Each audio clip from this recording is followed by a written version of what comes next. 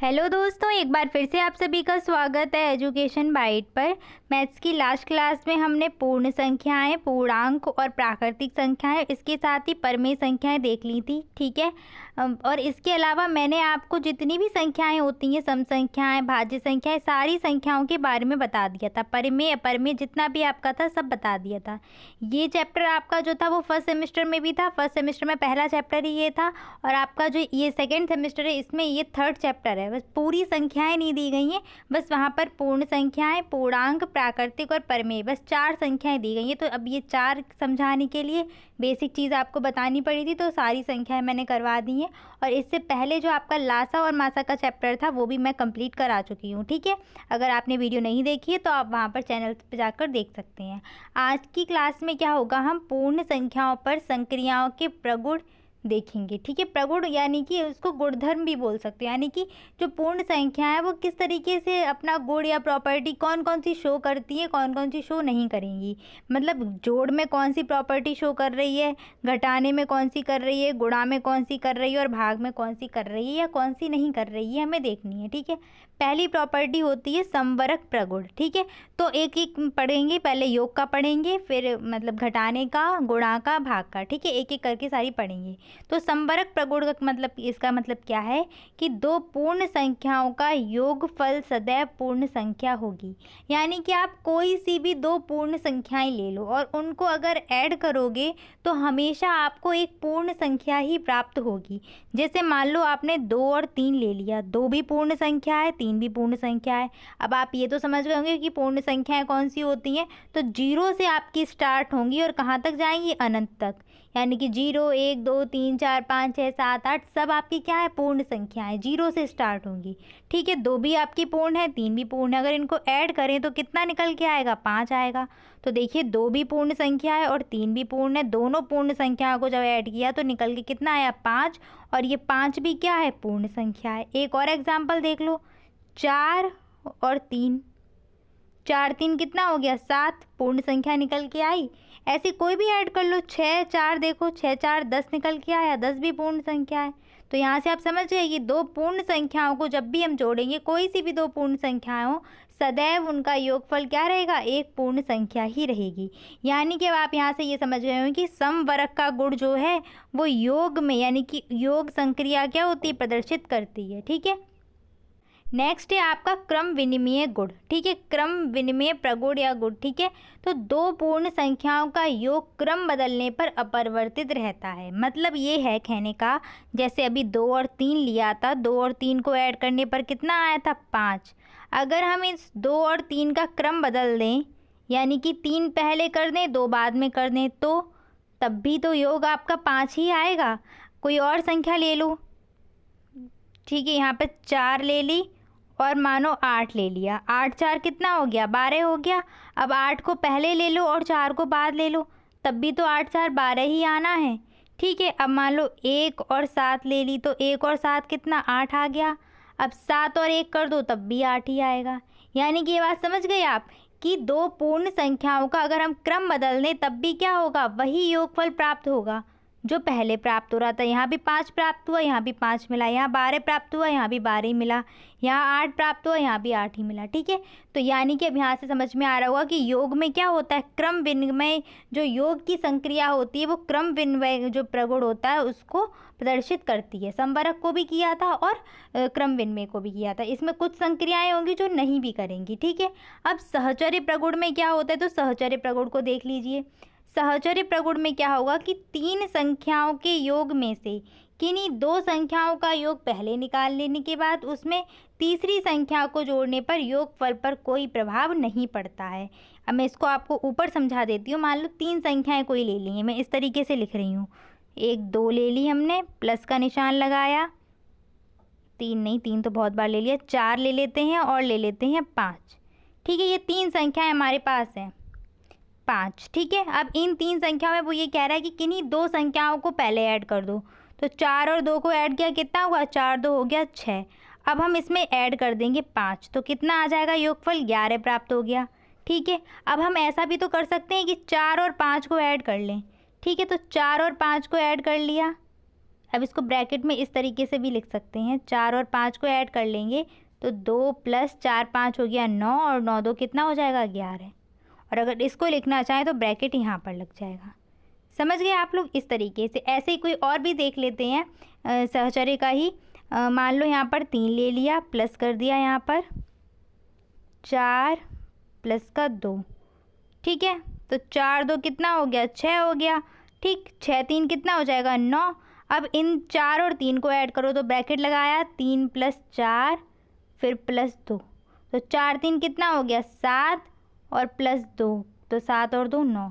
यानी कि कोई भी 3 संख्याएं जिसमें पहले 2 का हम मतलब किसी भी 2 का हम योगफल निकालने के बाद फिर तीसरी संख्या हम उसमें ऐड कर दें तो जो योगफल निकल के आएगा वो क्या होगा, मतलब जो दोबारा अगर हम कोई 2 संख्या को ऐड करें फिर उसमें तीसरी जोड़ दें तब भी योगफल सेम ही निकल के आएगा, ठीक है।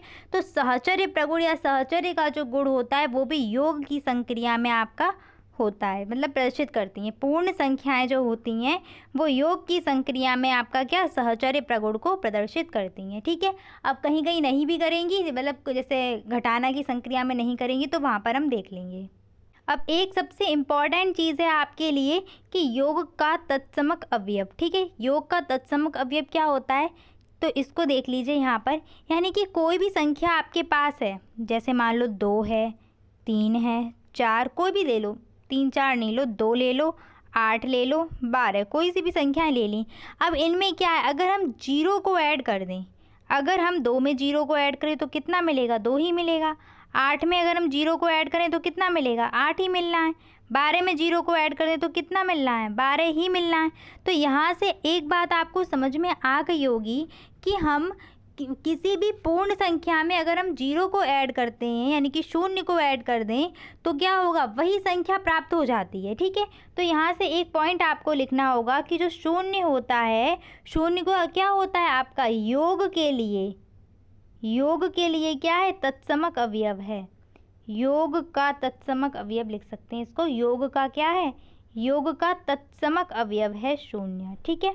ये क्वेश्चन सीधे सीधे पूछा जाता है आपसे, योगात्मक तत्समक अवयव कौन सा है, तो वो हो जाएगा 0। यानी कि कहने का मतलब ये है कि योग का तत्समक अवयव वह होता है जो उस संख्या में जुड़ने पर उसमें कोई परिवर्तन नहीं करेगा, वो संख्या वैसी की वैसी ही रहेगी। तो वो क्या है 0। 0 को अगर हम ऐड कर दें किसी भी पूर्ण संख्या में तो क्या होगा, कुछ परिवर्तन आएगा, नहीं आएगा। 0 का मतलब जो संख्या है वही की वही रहेगी। 2 है तो 2 की 2 ही रहेगी, 8 है तो 8 की 8 रहेगी, 5 है तो 5 की 5 ही रहेगी, ठीक है। तो योग का तत्समक अवयव क्या हो जाएगा 0। सीधे इस चीज़ को याद कर लेना, इंपॉर्टेंट चीज़ है ये आपके लिए, ठीक है। इस चीज़ को ध्यान रखना। अभी मतलब गुणात्मक तत्समक अवयव भी बताऊंगी मैं आपको। ये क्या होगा, ये आपका योगात्मक तत्समक अवयव हो गया। गुणात्मक तत्समक अवयव जब गुणन की संक्रिया आएगी तब वहाँ पर मैं बताऊंगी। नेक्स्ट आ जाते हैं घटाने के प्रगुण पर, ठीक है। यानी कि अब हम घटाने के प्रगुण देखेंगे। तो घटाने के प्रगुण भी सेम वैसे ही हैं। संवरक प्रगुण में क्या होगा, 2 पूर्ण संख्याओं का अंतर सदैव पूर्ण संख्या नहीं होगी। योग में क्या होता था, योग में होती थी और यहाँ पर नहीं होगी। अब हम कंपेयर करते हुए चलेंगे, ठीक है। योग का देख लीजिए, 2 और 3 को ऐड करने पर 5 मिल रहा है, पूर्ण संख्या है। ऐसे कोई भी आप एग्जाम्पल कर सकते हो। अगर हम घटाने की बात करें तो कोई भी पूर्ण संख्या ले लो, एक मैंने ले ली 4, एक मैंने ले ली 2, ठीक है। तो यहाँ पर माइनस किया, कितना मिला 2 मिल गया, यानी कि पूर्ण संख्या प्राप्त हो गई। यही इसका अपोजिट मैं कर देती हूँ कि अपोजिट नहीं करते हैं, कुछ और संख्या ले लेते हैं। यहाँ पर एक मान लीजिए मैंने ले ली 5 और एक मैंने ले ली 8, ठीक है। 5 अगर इनको माइनस करेंगे तो कितना मिलेगा आपको, -3 मिलेगा। क्या ये पूर्ण संख्या है, ये पूर्ण संख्या नहीं है। ये क्या है, ये आपका पूर्णांक है लेकिन पूर्ण संख्या नहीं है। तो आप कंडीशन समझ गए, यानी कि सदैव आपको पूर्ण संख्या प्राप्त नहीं होगी, कभी पूर्ण संख्या प्राप्त हो सकती है और कभी नहीं हो सकती है, ठीक है। तो यानी कि यहाँ से एक बात क्लियर हो गई कि जो घटाना है वो क्या होता है आपका संवरक जो होता है, संवरक के गुण को फॉलो नहीं करता, ठीक है। इस चीज़ को ध्यान रखना, योग करता है, यहाँ पर ऐसे लिख देते हैं, योग जो है वो करेगा, ठीक है। और घटाना क्या है, घटाना संवरक को जो संवरक का गुण है उसको प्रदर्शित नहीं करेगा, ठीक है। कभी कभी तो पूर्ण संख्या प्राप्त होगी, कभी कभी नहीं प्राप्त होगी। अब ये चीज़ कैसे पूछी जाएंगी, ये आपसे ऑप्शन में पूछी जाएंगी, 1 2 3 करके आपको पॉइंट दे दिए जाएंगे और ये बोलेगा कि निम्नलिखित में से कौन सा कथन सत्य है, ठीक है, दे दिया मान लीजिए कि दो पूर्ण संख्याओं का योगफल सदैव पूर्ण संख्या होती है, क्या ये सत्य है या असत्य? तो ये सत्य है। ठीक है, ये बोल दिया कि दो पूर्ण संख्याओं का अंतर यानी कि घटाना सदैव पूर्ण संख्या होती है, ये सत्य है असत्य? तो ये गलत है, सदैव नहीं होती, कभी होता है कभी नहीं होता है। ठीक है, इस चीज़ को ध्यान रखना। अब आते हैं क्रम विनिमय प्रगुण पर। तो क्रम विनिमय में क्या है कि संख्याएं होंगी और संख्याओं को हम अदला बदली कर देंगे। ठीक है, तो एग्जाम्पल से देख लेते हैं। एक मान लीजिए 5 ले लिया और एक ले लिया हमने 7। 7 में से 5 गया, कितना मिला आपको? -2 मिल गया। ठीक है, अब अगर हम इनको अदल बदल दें, पलट दें, तो क्या हो जाएगा यहाँ पर?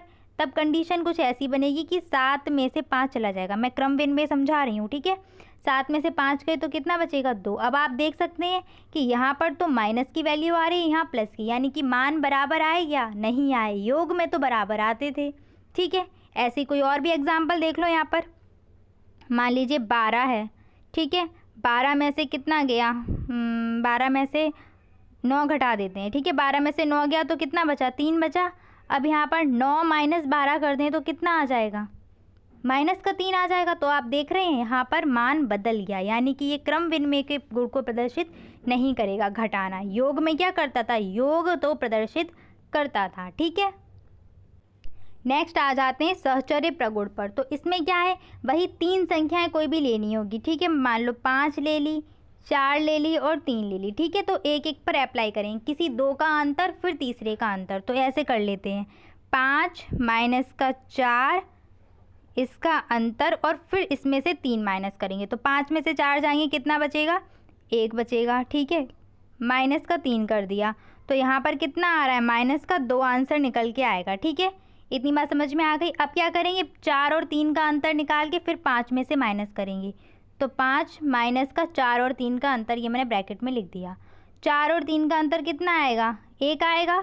ठीक है, अब 5 में से 1 गया तो कितना बचा? 4। अब आप देख रहे हैं यहाँ पर भी मान अलग आ रहा है और यहाँ पर भी अलग आ रहा है, यानी कि सहचर्य का गुण प्रगुण ये प्रदर्शित नहीं करता। योगफल में क्या होता था, चाहे आप कोई सा भी योग कर लो, मतलब कोई सी भी 2 संख्याओं का योग करने के बाद तीसरी उसमें ऐड करो तो मान बराबर ही आएगा आपका हमेशा, लेकिन घटाने में ऐसा नहीं होता है।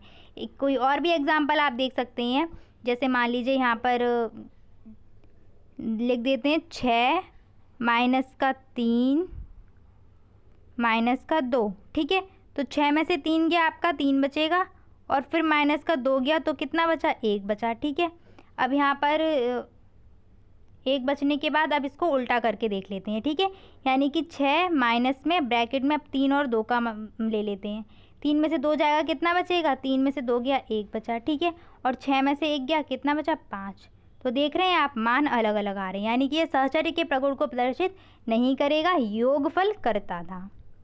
अब आ जाते हैं हम गुणनफल पे। ठीक है, तो यहाँ पर मैंने थ्योरी नहीं लिखी है, अब मैं बोलती जाऊँगी, यहाँ पर आप उसको चाहें तो नोट करते हुए चलें अपना। ठीक है, समवर्ग में क्या होगा कि वही कि पूर्ण संख्या प्राप्त होनी चाहिए। ठीक है, तो अगर हम कोई सी भी संख्या ले लेते हैं, तो जैसे मान लो 2 और 4 ले लिया तो 4 दूनी 8 प्राप्त हुआ, यानी कि इसका मतलब 2 पूर्ण संख्याओं का गुणा करने पर आपको पूर्ण संख्या प्राप्त हुई।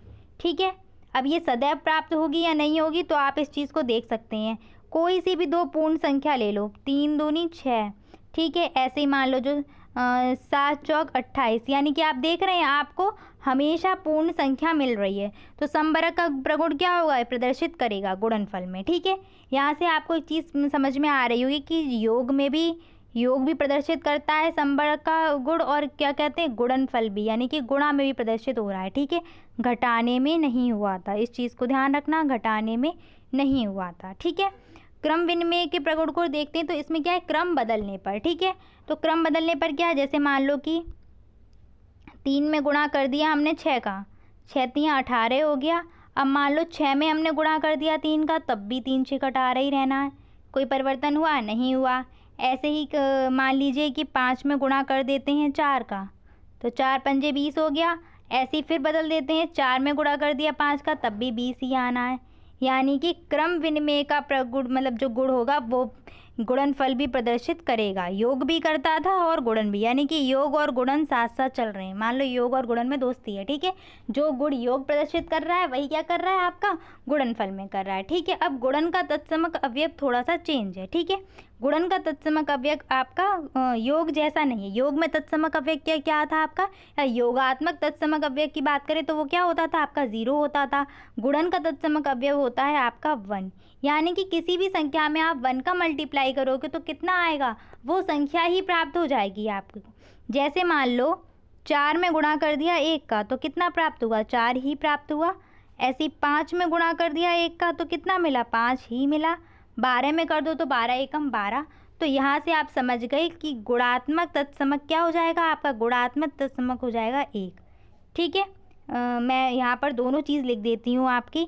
योगात्मक तत्समक एक बार लिख देते हैं,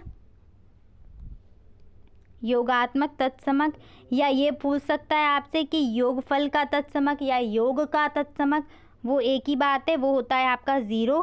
और गुणात्मक तत्समक या गुणन तत्समक कुछ भी आ जाए, ठीक है, तो गुणात्मक तत्समक या गुणन का तत्समक, ठीक है।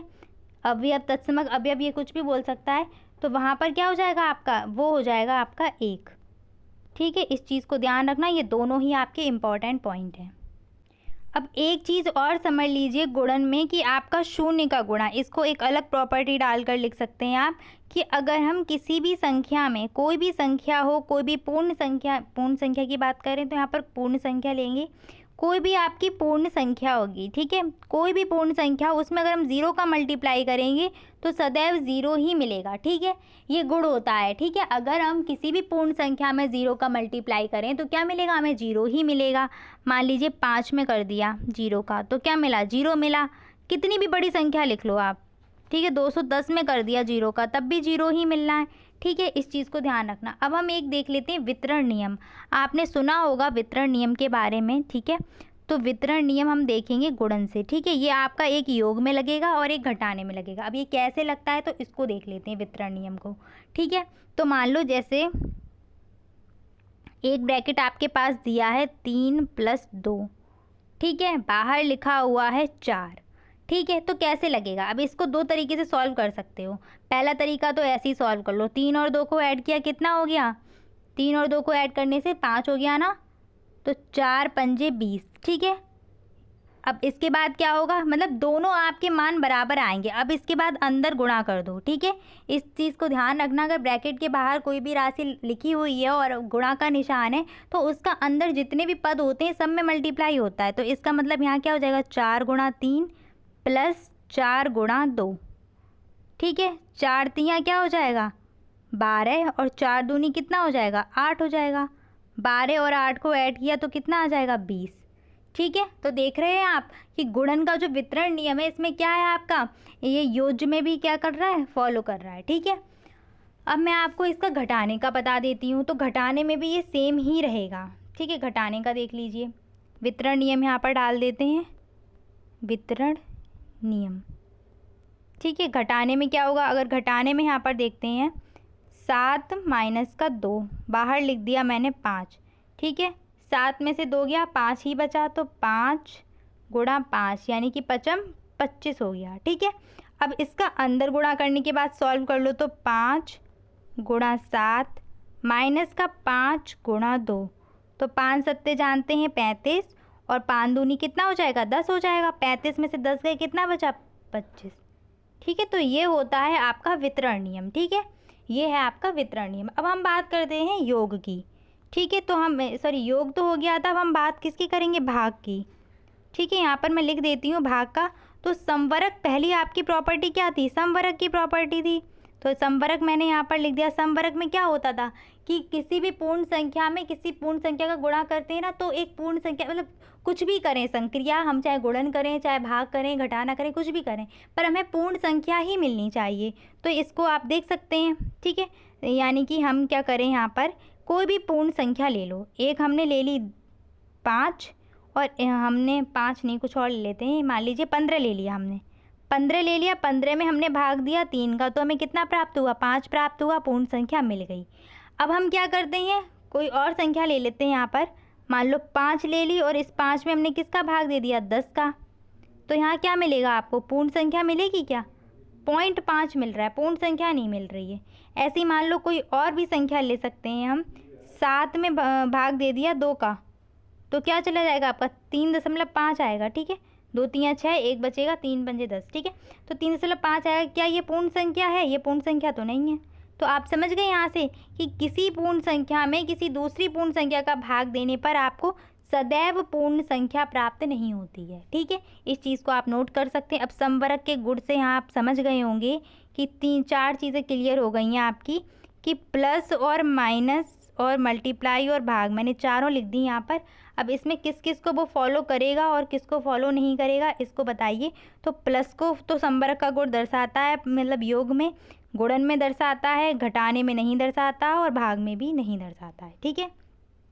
सेम ऐसे ही क्रम विनिमय का भी आप देख सकते हैं। ऊपर मैं भाग ही लिख देती हूँ और फिर यहाँ पर लिख देते हैं क्रम विनिमय वाला, ठीक है। क्रम विनिमय, ठीक है। तो यहाँ पर भी सेम वैसे ही कोई भी संख्या ले लो, अगर उसका क्रम बदल देते हैं, ठीक है। जैसे 10 में 5 का दे दिया तो 5 दूनी 10, 2 मिला। और अगर क्रम बदल देते हैं, 5 में भाग दिया 10 का, तो कितना मिलेगा? पॉइंट का 5, ठीक है। समझ रहे हैं आप? बदल गया ना मान। ऐसे कोई भी संख्या हो, ऐसे 20 बटे अगर कर दो आप 2, तो यहाँ पर कितना मिल गया? 10 मिल गया, ठीक है। और यहाँ पर 2 बटे कर दिया अगर हमने 20, तो यहाँ पर 0.1 आ जाएगा, ठीक है। 0.1, ठीक है। तो इस तरीके से आपका मान आएगा, ठीक है। देखो यहाँ मान बदल गया, 0.1 आया, यहाँ पर आया है आपका 10, ठीक है। तो ये मान जो होते हैं वो बदल जाते हैं, यानी क्रम विनिमय का जो गुण है वो नहीं दर्शाएगा। क्रम विनिमय का गुण जो है वो आपका कौन कौन दर्शा रहा था? योग दर्शा रहा था और गुणनफल वाला दर्शा रहा था, यानी कि गुणा। आपका जो भाग है और घटाना है ये नहीं दर्शाते हैं, ठीक है। इस चीज़ को ध्यान रखना। अब ऐसे ही आप सहचर्य का भी देख सकते हो, तो सहचर्य भी नहीं दर्शाएगा, ठीक है। सहचर्य भी ये चीज़ नहीं दर्शाएगा, सहचर्य, ठीक है। सहचर्य का नियम भी आपका योग जो भाग का है गुण वो नहीं दर्शाता है। तो यहाँ पर आप कोई सी भी 3 संख्या लेके अपने आप इस चीज़ को करके देखिए, ठीक है। तो अब मैं इसको एक बार रफली आपको वैसे बता देती हूँ सीधे सीधे। समवर्ग का देखा था, तो समवर्ग का किस किसने दर्शाया था? योग ने दर्शाया था और आपका साथ साथ गुणा ने भी दर्शाया था, ठीक है। बस किसने ही नहीं दर्शाया था? तो घटाना ने नहीं दर्शाया था और आपका कौन सा था? भाग, ठीक है। भाग ने भी नहीं दर्शाया था। नेक्स्ट हमने देखा था क्रम विनिमय। तो क्रम विनिमय में क्या हुआ था आपका? क्रम विनिमय में आपका प्लस ने तो दर्शाया था, मल्टीप्लाई ने भी दर्शाया था, ठीक है। और आपका जो माइनस था उसने नहीं दर्शाया था और जो भाग था उसने भी नहीं दर्शाया था, ठीक है।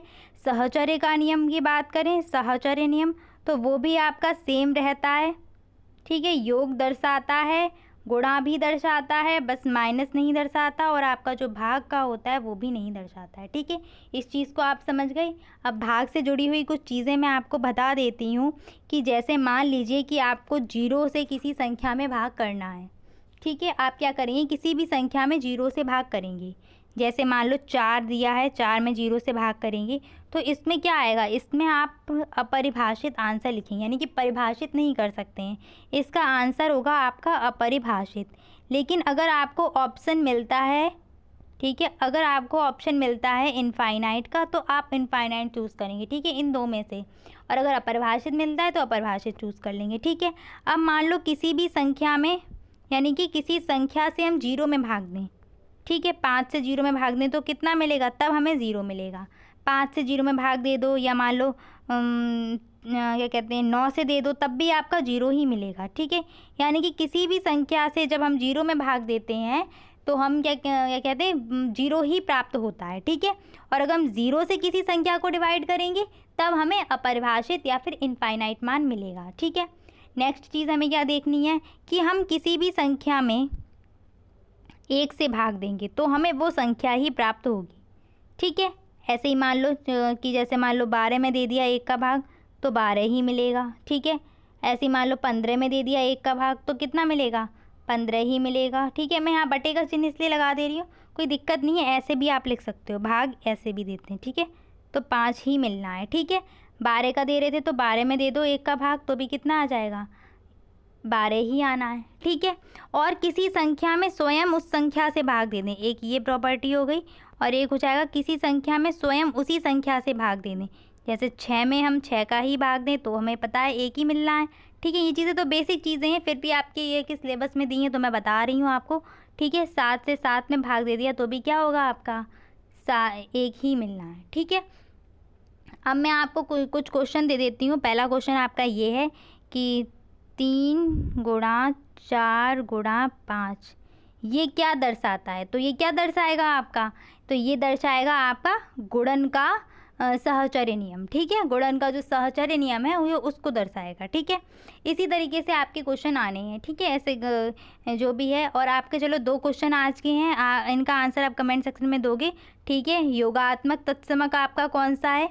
ठीक है, योगात्मक तत्समक कौन सा है और गुणात्मक तत्समक कौन सा है। ठीक है, गुणात्मक तत्समक वो कौन सा है। ठीक है, इन दोनों के आंसर बहुत ही इंपॉर्टेंट क्वेश्चन है और इन्हीं क्वेश्चन से आपके ऑब्जेक्टिव क्वेश्चन आते हैं, एग्जाम में पूछे गए हैं ये। ठीक है, तो इन दोनों का आप आंसर देंगे मुझे कमेंट सेक्शन में। ठीक है, नेक्स्ट क्लास में परिमेय संख्याएं और पूर्ण संख्याओं से जुड़े हुए जितने भी क्वेश्चंस बनेंगे वो सारे मैं आपको करवा दूंगी। ठीक है, आज की क्लास से जुड़े हुए जितने भी आपके न्यूमेरिकल क्वेश्चन बनेंगे वो, और परिमेय संख्या से जुड़े हुए जितने भी क्वेश्चन बनेंगे वो सारे मैं करवा दूंगी। ठीक है, उम्मीद करती हूँ आपको क्लास समझ में आई होगी। ठीक है, thanks for watching and please like share and subscribe my channel. Bye, take care.